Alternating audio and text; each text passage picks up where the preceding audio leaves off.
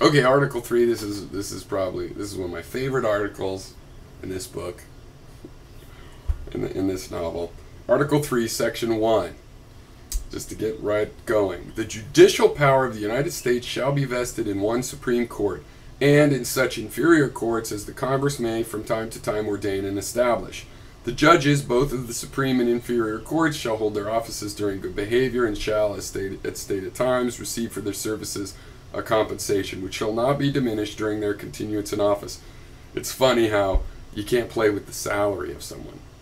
So if they've budgeted that they can afford living by that office, you can't cut it in half, or because a lot of people, Benjamin Franklin, thought that officers should serve without salary. Section, which is odd for him, it doesn't really fit in with a lot of other things he believed. How are you going to have your leather apron class being in office if so? I don't know, but anyway, worth remembering. Section 2.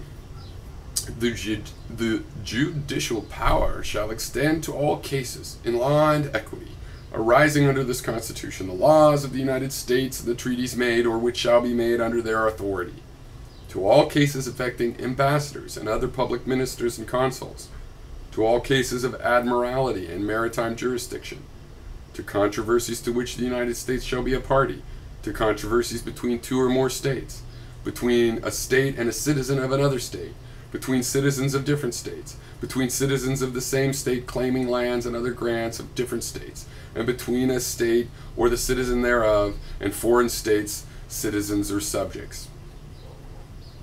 So the one that's crossed out here and changed by amendment is the that it'll have power over a dispute between a state and citizens of another state.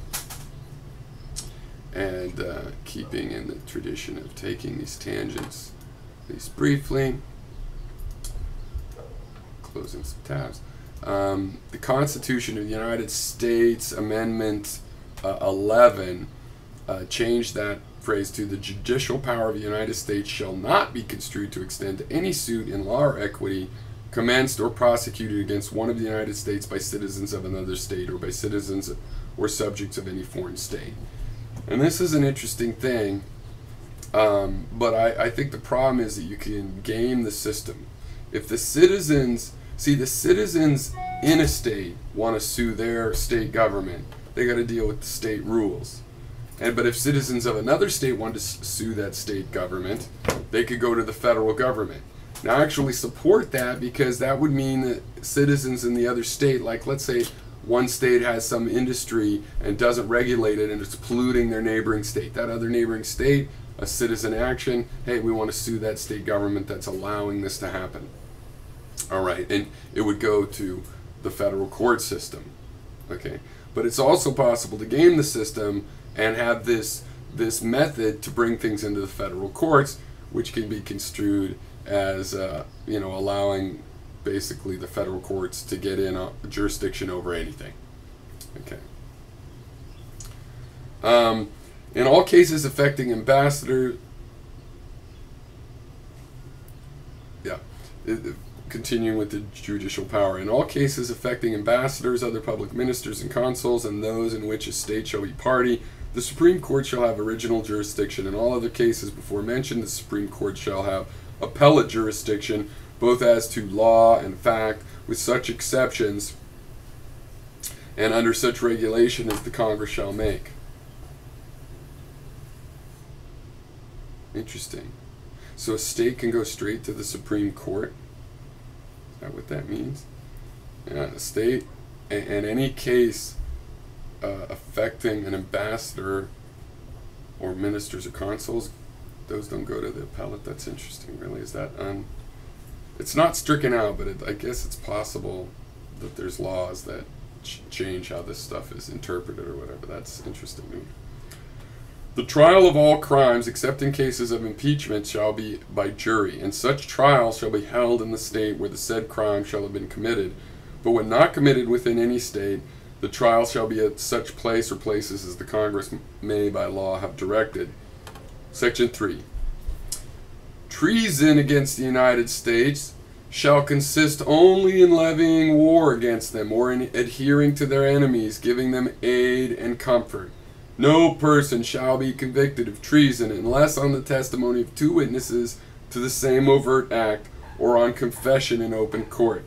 The Congress shall have the power to declare the punishment of treason, but no attainder of treason shall work corruption of blood or forfeiture except during the life of the person attainted. In other words, the British had a thing where if your dad was a traitor, it was held against you, and they say no. They're obviously, or if you know what was going on at the time, this is a very restrictive definition of treason, so that accusations of treason couldn't be used so easily. The concept of treason in general, and still in a lot of ways, it could be, if it's a broad definition, it interferes with freedom of speech, freedom of the press. Right? So it can only be in levying war, but it is in levying war or adhering to the enemies or giving them aid and comfort. Okay, now Nazi Germany was an enemy. It's gone now, but if you adhere to their enemies, giving aid and comfort to those that continue, that's treason. Okay.